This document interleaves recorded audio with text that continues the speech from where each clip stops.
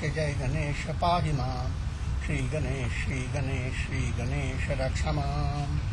Jai Ganesha Pahimam, Shri Ganesh, Rakshamam. Jai Saraswati Pahimam, Shri Saraswati Rakshamam. Jai Saraswati Pahimam, Shri Saraswati Rakshamam. Jai Guru Shiva Guru Hari Guru Ram, Jagat Guru Param Guru Sadguru Shyam. Jai Guru Shiva Guru Hari Guru Ram, Jagat Guru Param Guru Sadguru Shyam. Adi Guru Advait Guru Ananda Guru, Chid Guru Chidhan Chinmaya Guru. Adi Guru Advait Guru Ananda Guru, Chid Guru Chidhan Chinmaya Guru. Om Tat Sado, Om Shanti, Om Shanti, Om Tat Sado, Om Shanti, Om Shanti, Om.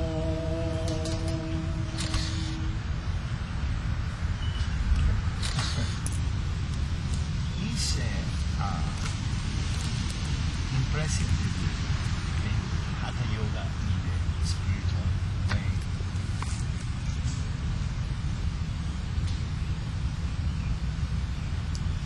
When you try to bring yoga to masses, first step that touches many is the physical body and how to relax and how to deal with the daily problems, how to manage stress, and how to prevent diseases.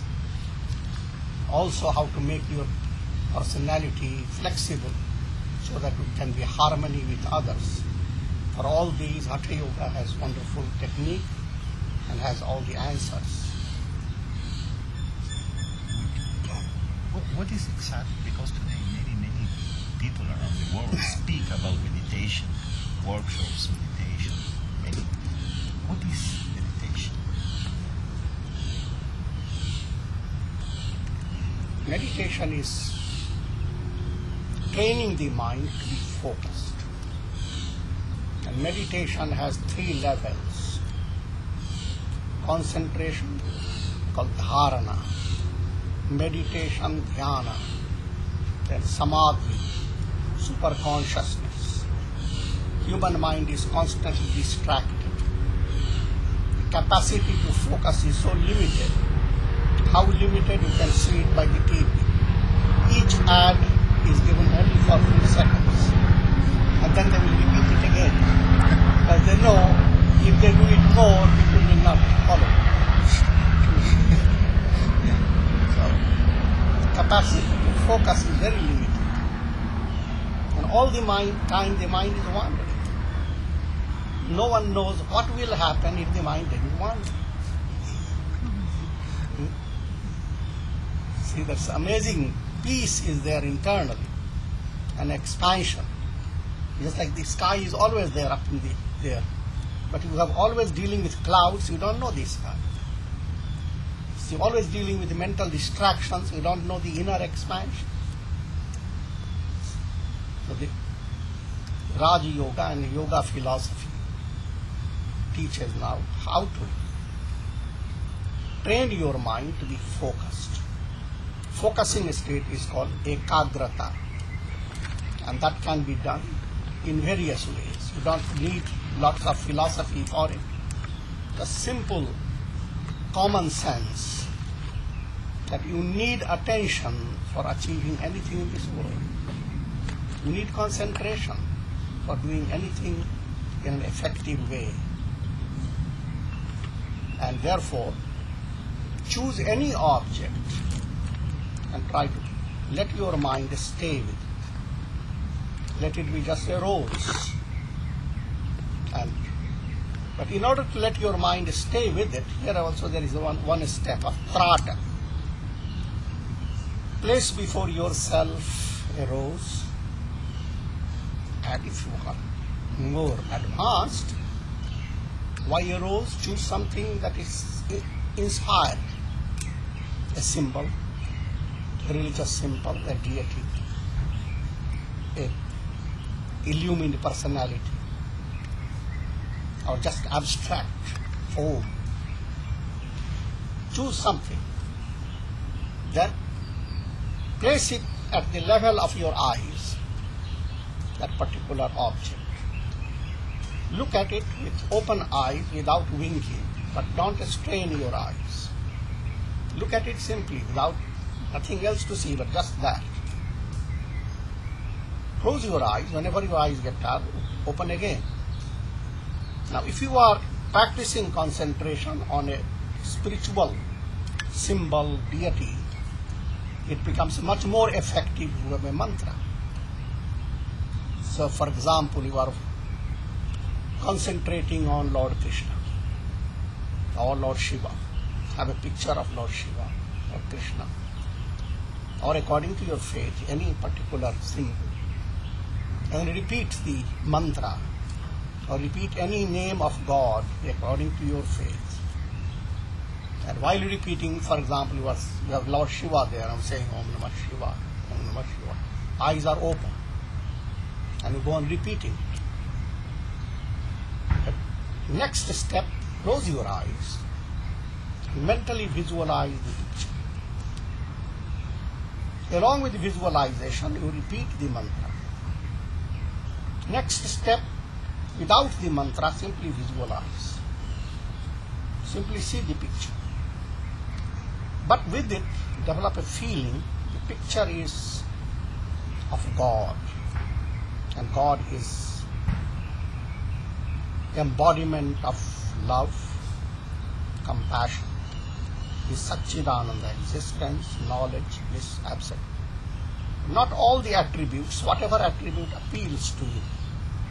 Try to bring that feeling that you are in the presence of someone who is more than father, more than mother, who is supremely loving. And with that feeling, you go on meditating, concentrating. Now, when your concentration becomes perfect, but in the beginning stage, your mind wanders away. Again, you bring the mind back. Again, it wanders away. That's this practice of dharana, concentration. But suppose it settles down and doesn't wander. It begins to enjoy without any distraction. Then we call it dhyana, meditation. And if you stay with meditation, suddenly consciousness expands.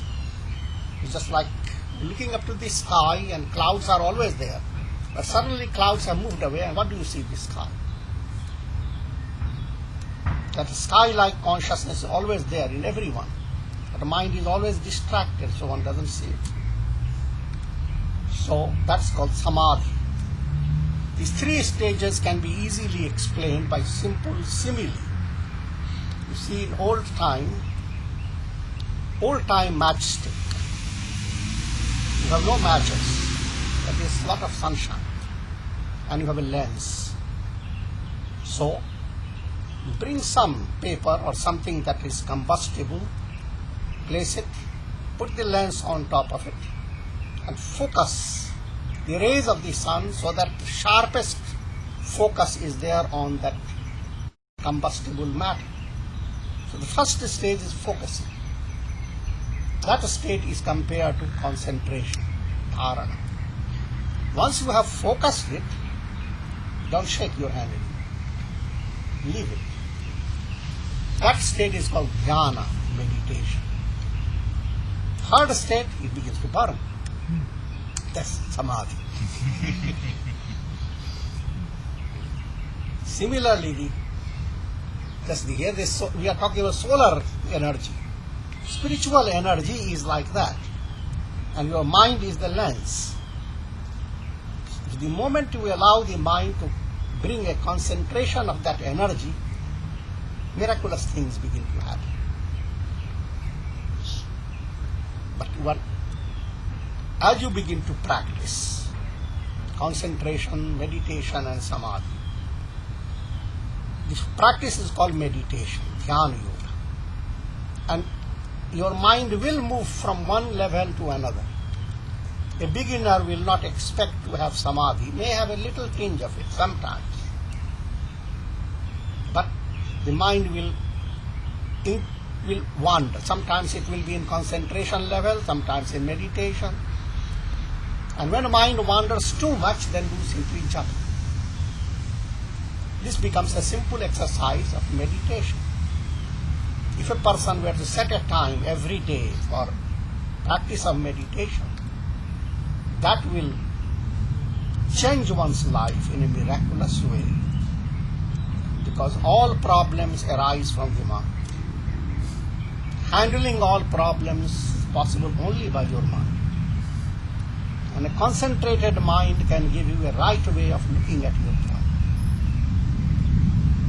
Therefore, if you have concentration of mind, that gives to you a key to progress, to success, to prosperity. And everybody wants that. So even without going into deep philosophy, you can simply ask people, are you want to be happy? Are you want to have a head without a headache? Do you want to feel a little less stressed? You see, therefore, it's a simple remedy, simple method. That's what we are teaching. But as you advance, the next level of people who want to know more of spirituality, then you lead them from concrete meditation, abstract meditation. By that is meant, first you had a picture, a form, of a feeling. Consider that picture a window to the unknown, expansion. Suppose you are meditating on Shiva. Shiva vanishes. Now you are led to abstract an awareness of peace. Peace has no form. Abstract has no form. And yet it is tangible. So you are led from concrete to abstract. And then you go on learning philosophy. That I am not the body, I am not the mind, I am not the senses. I am even beyond the little ego. What happens in deep sleep? The mind is always relating itself to the ego. Ego is the nucleus of mental activities. If the same mind were to understand that ego is not real, it is only a semblance, a reflection of the eternal I am. So there is now becomes a spiritual project of removing the mind from the pressure of ego, directing it to what is the source of that ego. I am that am I of the Bible. Soham asmi of the Upanishads. Aham Brahmasmi, I am Brahman. So the moment mind moves away from the little ego and begins to flow towards the universal, the absolute, there is a great joy in the mind. And that joy becomes the lifeline. You go on tasting it, and the more and more engrossed you are, greater is your achievement. But what the achievement you make in your meditation practice must be utilized during the day, in your conduct, in your life. And you shouldn't do things that are contrary to your meditation. In meditation you want peace. In daily life you want to fight. That's contrary.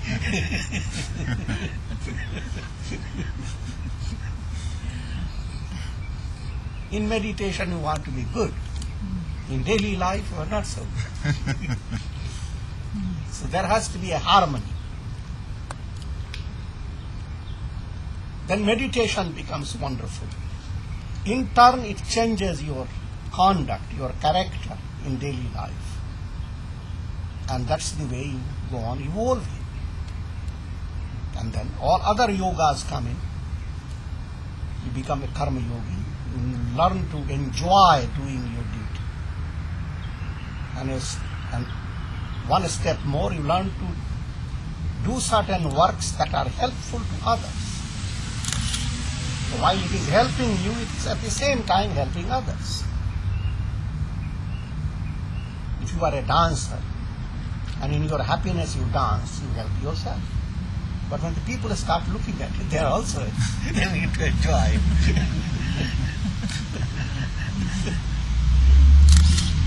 Karma yoga is something that you are enjoying and you share with others. That spirit comes into it when action does not bring stress. The secret of Niskamya karma yoga.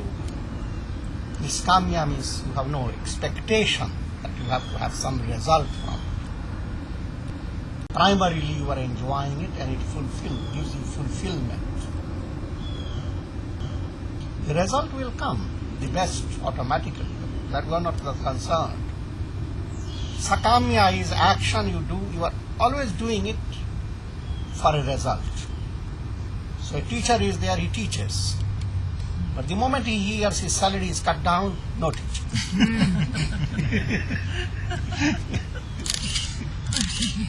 He is not enjoying his work. His mind is on the salary. So that's the big problem with society. They are all involved with sakamya. Works are done so that they can get something as a means to an end. They don't enjoy doing it. Many people, if they win a big lottery, they will stop doing anything at all. They will take a trip somewhere to Hawaii. People have become a worshipper of laziness. And that is the great evil. When society does not have inner relaxation, then all the anger and the hate in personal life and in social and in political stage. And that becomes exaggerated when you hear of the terrorism and all the terrorist acts. The government wants to fight terrorism. That's also good. But it cannot destroy terrorism until human personality has inner peace. People have led to inner peace. It's a long-range cure, but that is the cure. Otherwise, personality is people living their life without mental concentration, without inner fulfillment in daily life, with so many illusions in their mind. Many are working hard, so one day when they will retire, they have a whole image that they will go to Miami Beach, sit down on the benches and watch the sun go down. And the dream world will never come. So by the time they retire, their heart is also wants to retire. They have a disease, this and that. People who have missed living life day by day, they have no happiness. Yoga teaches you don't miss your life day by day. Make every day interesting. Because every day you are with God. Every moment you are with God. You are handled by Him, sustained by Him. To discover inner peace, develop the ability of controlling anger, changing anger into love and understanding. Develop love that endures, sacrifices, has patience. That quality of human being, that is highlighted in a society. There will be no war. Whenever there is conflict, great people will come together, sit down, they talk, and try to resolve a problem. But when they don't talk and they simply answer by bombs, weapons of destruction, it's like monkeys. Monkeys taking hold of these resources of energy. Humanity has worked so hard to bring out all the scientific research and unlocking the mystery of nature. But all that has landed in the hands of monkeys who want to resolve the world's problems. The world's problems are to be resolved by enhancing the human quality, bringing human feeling.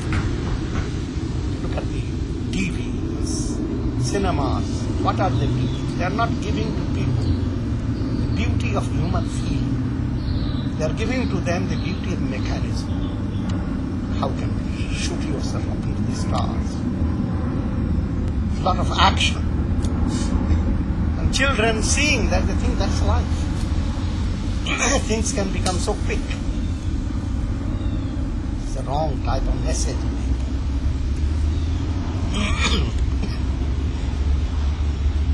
So that's called karma yoga. The karma yoga links itself to bhakti yoga, devotion. Automatically, you begin to realize God is working, sustaining your work, and whatever work you are doing is the worship of God. This helps you in meditation, dhyana yoga. And as you have meditation, your intellect begins to develop clarity. So when scripture says you are not the body, you are not the mind, you understand it. And when scripture asks you, inquire, who am I? You understand it. But if you have not prepared yourself and someone says, inquire, who am I? You become angry. I know who am I.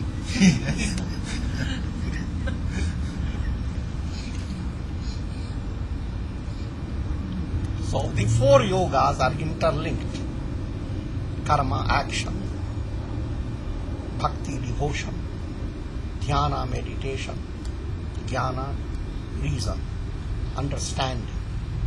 These four are four strings of human personality. Action, emotion, will and reason. And to develop properly, you must have the four well integrated, not one-sided development. That's what Swami Shivananda, our Guru, said, yoga of synthesis or integral yoga. And that's what he presented to people in simple words: serve, love, meditate, realize. Serve, karma, love, devotion, meditate, jnana yoga, realize, jnana yoga, blend it in daily life and enjoy.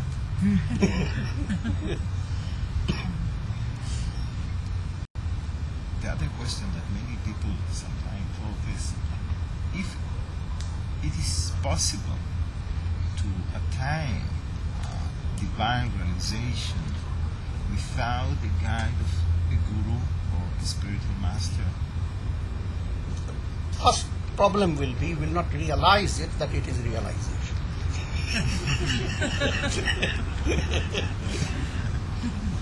If you are looking for a precious metal, and you may have the precious metal in your hand, but you are not the one to say it is the precious metal. Someone who knows it can tell you. You always need an authentic person to authenticate what you are achieving and also to guide you properly.